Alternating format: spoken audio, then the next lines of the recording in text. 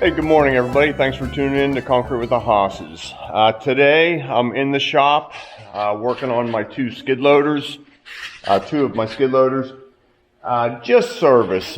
Usually, we'll have these outside. I'll power wash them nice and clean, and then pull them in and do all the service work on it. Oil change, air filter, fuel filter, hydraulic. Final drive fluid, grease it all real good.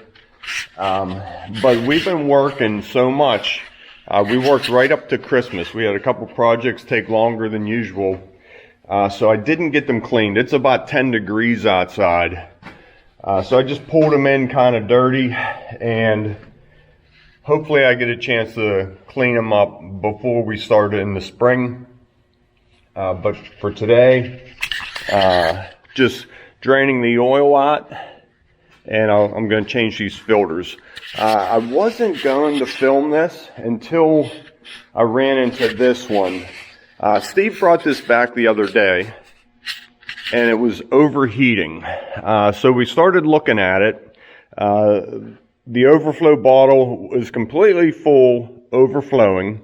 So the radiator was pumping antifreeze out. Wasn't leaking anywhere, but it was just overheating. Now, I did notice the last time I used it, the heater did not work. The gauge said the engine temperature was fine, did not overheat, but the heater didn't work. Didn't think much of it, and I just finished up what I was doing and sort of forgot about it. So when Steve said the engine's overheating, now we need to look at it. So instantly look at the fan belts. They're good. Here's the water pump. If this fan belt's loose or broken, then of course it won't turn the water pump and pump the fluid. That's good. So then I turned to the radiator. I put a pressure tester on it, and it's a real simple device. Let's see if I can do this without spilling my coffee. I'll put this on here in a minute and show you how it works. It's pretty neat. So I just pump it up to the green, which is, what's that say, 7 pounds. And just let it sit for a little bit. I did that cold, and then I did it when the engine was all warmed up, and it held pressure fine. So what that told me was that the head gasket's fine, not leaking pressure. I drained the oil. The oil looks good, and there's no antifreeze mixed in with it. So then I looked at the radiator cap, and this goes back to, there we go. This goes back to my high school days, my metal shop teacher. Not metal, well, same guy. Auto mechanic, metal shop teacher said, don't ever forget about your antifreeze or your radiator cap. This is a spring-loaded cap that whenever, they're usually marked on here, they're about 13 pounds pressure range. That whenever that builds up pressure, this will compress, let the fluid that is expanding out of the tank, goes into that tube, and it's stored in the tank. Now, as the engine cools down, it's supposed to pull that fluid back and go right through this relief valve here in the cap back into the radiator. Well, whenever I looked at my cap, this was stuck. I had to take a screwdriver almost and pry this up. It's supposed to be nice and free like that. So I got a new radiator cap. And I thought, wow, could that really be that simple? That's all it was. So I'm going to call a friend of mine here shortly and confirm that, do these things go bad? But I really got lucky if that's all it is. It's like a $6 part when it could be something major. So don't ever forget about your radiator caps. Check that little relief there. Make sure that's working free and clear. And it's not that old, so could have just been defective. You know how things are these days. Just wanted to point that out. Maybe that'll help somebody out along the way. Okay, I just got off the phone with my go-to mechanic guy, and he said what I described to him with the cap is a possibility. It's not very common. He said, look for signs of it elsewhere.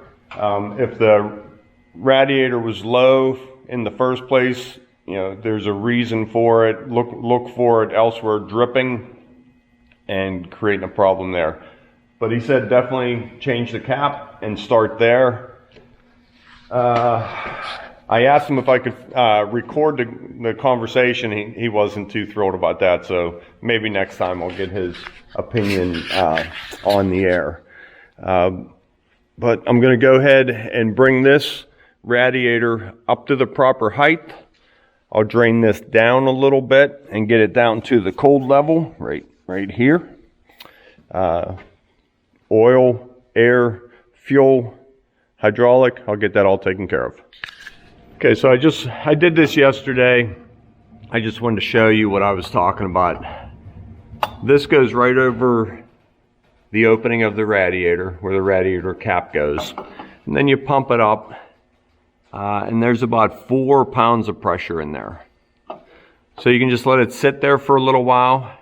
I left it on yesterday for like an hour, just to see if that needle moved at all, and it never moved. And then I started the machine and let it warm up real good, and the needle grew into the green, which is marked 7 pounds, and it stayed right in the green for about an hour. Engine was nice and hot, nice and heated up. The pressure, I never lost pressure in that, so that tells me I'm hoping head gasket's good. I'm hoping the cylinder's good, no cracks anywhere. Could it really be that simple? Radiator cap. So I'm going to do the service, put it all back together, proper level, and we'll just take it out and run it and see how it goes, and we'll watch for leaks, watch for white exhaust. A lot of times in the exhaust, you get that sweet smell if there's antifreeze in it. I'll send the oil out to the lab, but usually it's milky white. So like I said, we're starting right there.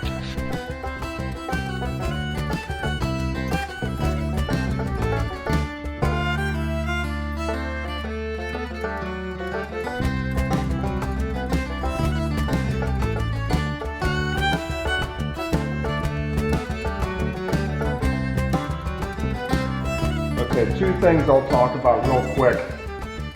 I got talking about the radiator and forgot to do what I always do. Before I put the drain plug back into the oil pan, I run a little bit of oil through and just get a little bit more dirt out of there. So now what I'm doing is wiping off the housing where the oil filter goes. As you take that off, some dirt might fall on there, and you just want to make sure you're nice and clean. Matching up the part numbers from your old oil filter to your new one, and make sure the part numbers match. And then, before I put it on,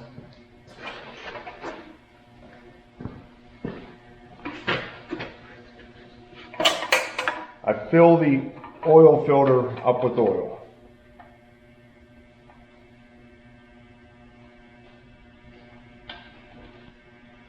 That way the engine doesn't run dry any longer than it has to.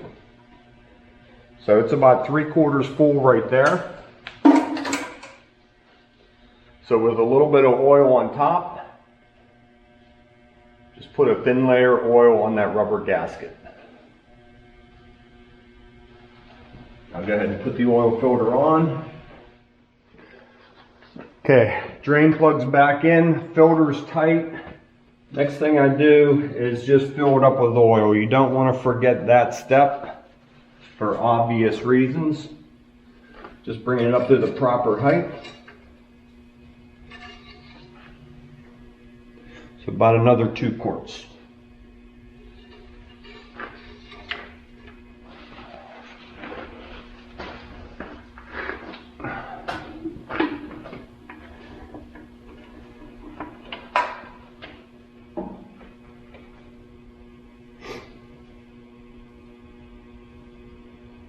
So get the oil in right away and then put your cap on before anything falls in that hole or you lose the cap.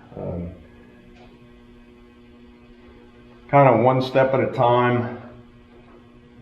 You notice I took the fuel filter off. That was just to reach in there easier to the oil filter.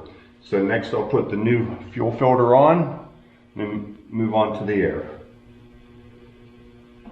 Okay, that's 2 quarts. Let that drain out and recheck.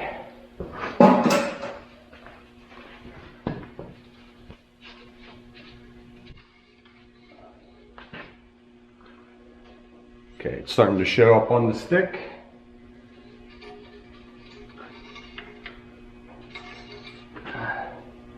Still low.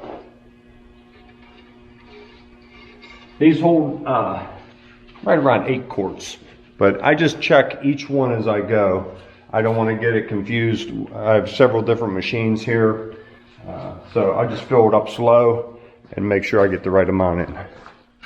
Okay, so I just added 2 more quarts.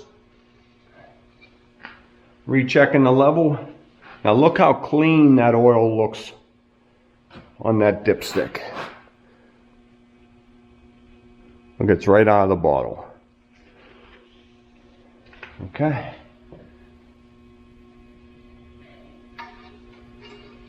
A little bit still has to go into the filter, but I'll go ahead and run the engine for a couple of minutes and then recheck it. Cap is back on. Engine compartment's all closed up. Fuel filter next. Okay, onto the fuel filter. The bottom comes off. This is the water separator. Any debris and water collects in here. And then of course the oil filter takes care, or fuel filter takes care of the rest. So I just pulled this cellophane up, attached this. Now I'll go ahead and remove this and install. That way while I'm messing down on this end, I'm not getting any dirt and debris and contaminating that. Okay, getting down to it, now to the air filter. These are pretty easy. It always amazes me how dirty these get. Just full of dirt and dust, mainly dust. So I'll clean that all out.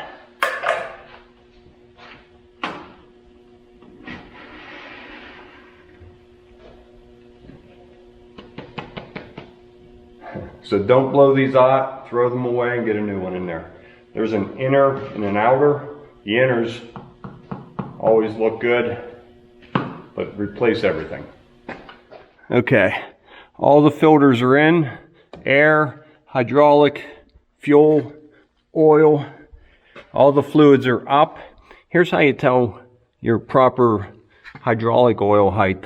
So we have to refill that filter. So we'll probably have to add a little bit of fluid to that. We'll run it a little bit and see. This has been on here about 3 hours and the pressure has not changed at all. Now the engine's cold, but I didn't know if one of my lines were a little bit loose, that it might just seep down. So everything indicates good. I was doing this machine at the same time. That's why it took me about 3 hours to get all this done. So I'm ready to put the shroud back on and get this greased. Final drives. Then we'll take it outside. Oh, sorry, getting ahead of myself. I have to adjust the fluid level in here. And then we'll take it outside and give it a test run. And this is why I would prefer to clean the machines first. Get all this dirt off of here. I need to take these 2 bolts out of here. And I don't want dirt and debris to go inside of the final drive area. So these are quite tight. You can hear that when it's all the way bottomed out. You can put a wrench on here and crank it. But what I found works real good is just a real quick, sharp blow on that. And it breaks it free. Wiggle it out.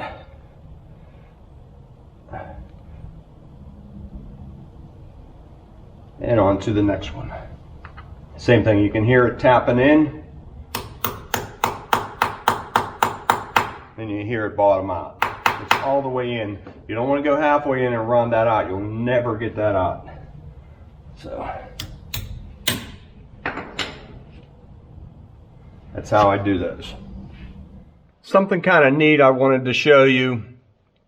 The old skid loaders, the old engines we used to work on, put a fuel filter on there, and it'd have a lever or a button right here that you'd have to prime the fuel back through here. Watch what happens when I turn the key on. Look at this level right here.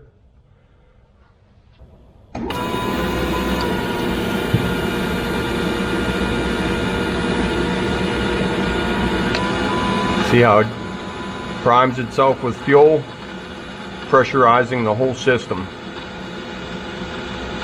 So when you change this, just turn the key to the on position and just let that charge itself. Okay, so you're wondering, why did I jump back and forth from final drive to fuel? I need to start the machine now. This is the drain hole, so I'll rotate this to the bottom. Drain the final drive fluid out, oil out. Put the cap back in, and then rotate it back up to the top, and I'll have the center one out. And then I'll go ahead and put fluid in here. And when it comes out the hole, the center hole, we know it's full. So I have to start the machine and rotate it back. Okay. So go ahead and take these out.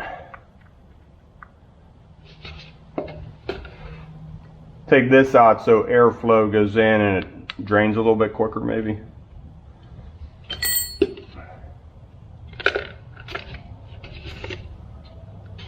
See about the dirt. Set this on a paper towel. See how it's gurgling? So if I let air in, now it's draining out faster. So this is special final drive oil. I buy it in a quart bottle. I don't know how much it is, but they told me a cat, don't waste it, it's pricey. So I guess I probably don't even want to know. This is a nice way to measure what I'm taking out, and then I'll know about how much to put back in. But like I said, we'll rotate this back up top and fill it up when it comes out the center hole. We know we're full. Center hole, we know we're full. I just let this drain a little bit. Talk to you in a minute. And this is why it's important to drain this. Look at all the gunk I'm getting off of this cap. Is this cap magnetized? That it's pulling that? Yes.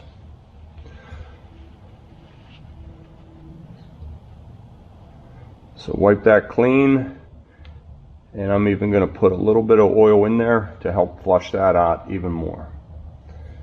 So magnetized cap helps pull any metal shavings out of the oil right here where you can get them off. Once I cleared the dirt away, this cup fits in there perfect. So one of these little 1 quart cups worked really nice. I don't think I did that like that last year. So it was a nice little discovery. Took 650 milliliters, and look how dirty that is, how black. Now, just because it's black doesn't mean it's dirty, right? So I'm just going to let that drip a little bit, and I'll flush this. Let's take a look and see when that comes out nice and clean. And I'm not putting a lot in. You kind of have to do it slow. Is there a hole there that I found?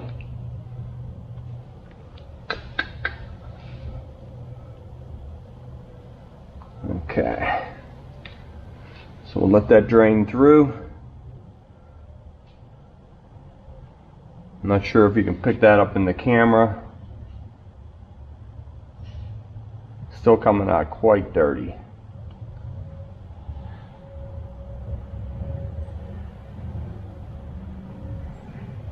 Do that one more time. Just looking for some cleaner oil. Okay, I think that's looking better. Okay, so I ran the machine a little bit. Here's the hydraulic fluid window. We want the fluid to be in the center of this. You can see there's nothing there. I lost some whenever I changed the filter. Go ahead and add 2 quarts. And here it comes.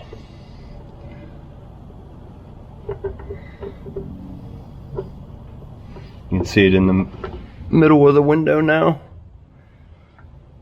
And that's cold, so that's right where we wanted to have it. So we just ran the engine for a minute or so. So we rechecked the oil, wiped it clean.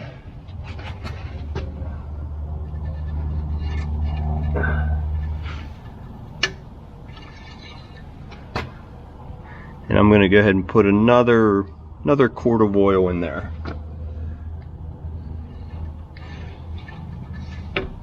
I'm going to go ahead and put some more antifreeze in the coolant bottle, bring it up to full cold level. And this machine is about done. Do not make the same mistake I did. I'm not sure when the video will be out. I assume it was out already. Hydraulic fill port, orange cap, diesel fuel, black or green cap. How easy could somebody confuse that, huh? So I always keep, there's a tag on here, hydraulic fluid, I keep that on that. That was a $1,000 mistake. So hopefully somebody learns from my mess up and doesn't cost them $1,000 or more. So I just put about half a gallon of antifreeze into this radiator that I'm having an issue with. I talked to another mechanic. He doesn't think it's the cap. He thinks there's something else going on. But where is the fluid going other than pushing in here? Is it a thermostat? Is it the pump? You know, I don't see anything leaking around the fuel or the the water pump. Sometimes you can see antifreeze leaking behind this. Everything's tight. It'd be hard to tell with the belt on, but I just don't see where it's leaking. So I'm really hopeful it is this cap. So set this aside, put my new one on. I'm going to drain a little bit out of here, and this machine is ready to roll.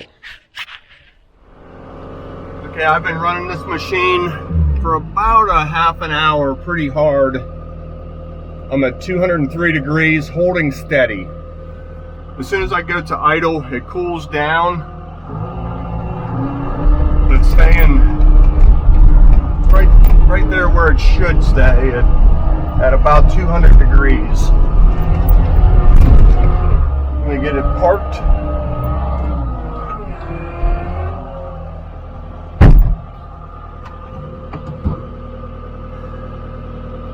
I'll leave it run. Now the radiator cap keeps it under pressure so the water doesn't boil, so the antifreeze does not boil.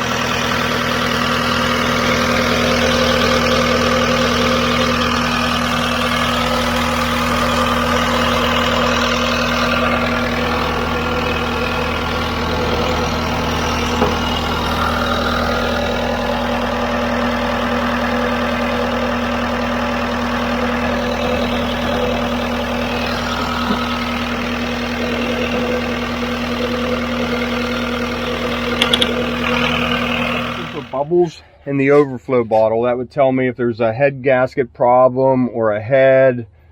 It could be a number of things. Backfeeding pressure through the system, and you'd see it right in there. I don't see any leaks anywhere other than the oil that I spilt. Could it have been that easy, that cap? So this radiator cap lets this system build pressure. For every 1 pound of pressure, it raises the boiling point 3 degrees Fahrenheit.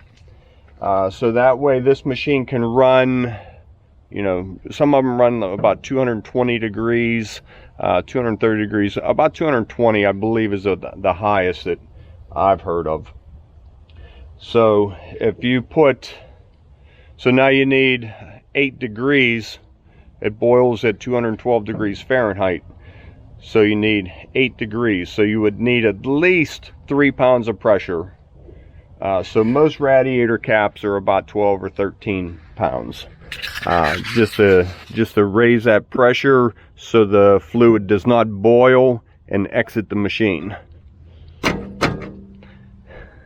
So I'm going to run it like this for a little bit and see how it looks. I'll go ahead and put the shroud on. I just wanted to be able to make sure it wasn't leaking.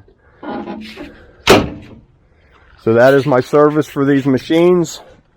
So I'll go ahead and get it cleaned up and greased. On to the next thing. Thanks for tuning in to Conquer with Hosses. Tell all your friends. Let's keep this channel growing. See you.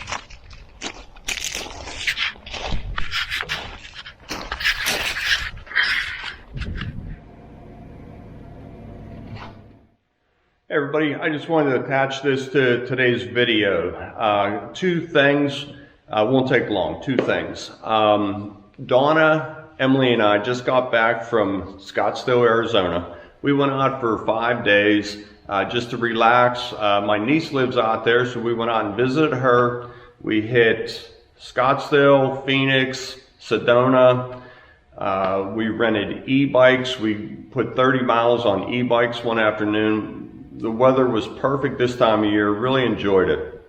The first day, we turned it into a t-shirt contest.